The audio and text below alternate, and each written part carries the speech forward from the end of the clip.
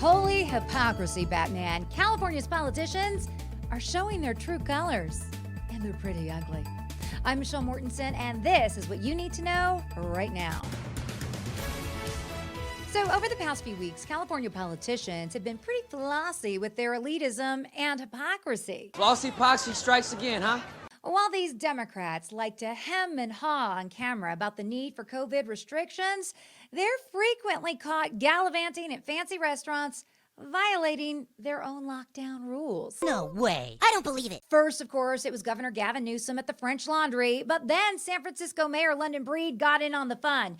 On Tuesday, she told people that they need to brace for more coronavirus restrictions. But she was also living the high life over at the French Laundry. Nervous some people, huh? Well, then there's San Jose's Mayor, Sam Liccardo. He apologized for spending Thanksgiving with his family. The horror. What was he thinking?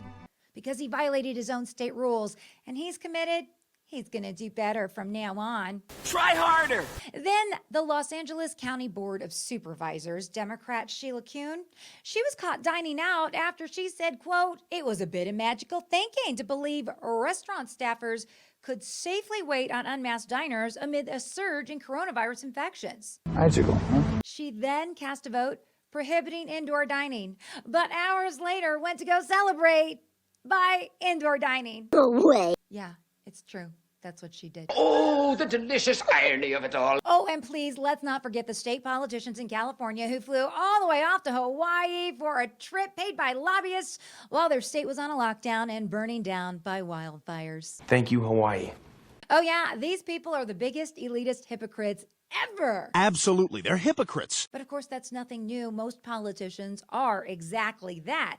Here's what is news. Here is what is the biggest news of the day, because this is showing us all that these politicians don't believe what they're mandating. This protection scam is a scam. Nope, they don't believe it one bit. Because if they were concerned at all, or concerned about their families, for themselves, for others, they wouldn't violate their own rules. That's a good point.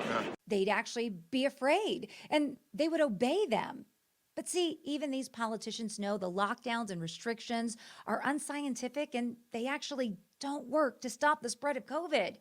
These politicians are just doing it to ask for even more money from the Biden administration.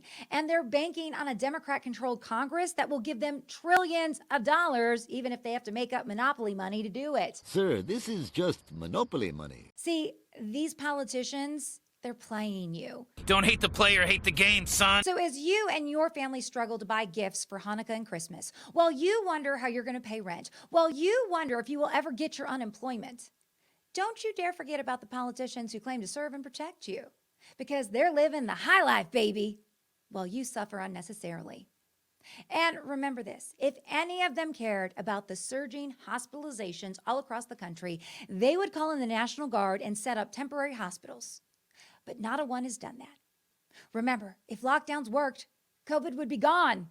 Remember, if masks worked, the mask mandate police like Governor Steve Sisolak wouldn't have gotten COVID. Ain't that the truth? For sure, COVID is very real. For sure, COVID isn't going anywhere. And for absolute sure, COVID has a 99% survival rate. Yet our politicians are taking away our freedom, our finances, our livelihood, and stealing our children's education in the name of it. Trust me, none of this is for our benefit. It's really for theirs alone. And that's the problem. And that's what you need to know right now. I'm Michelle Mortensen.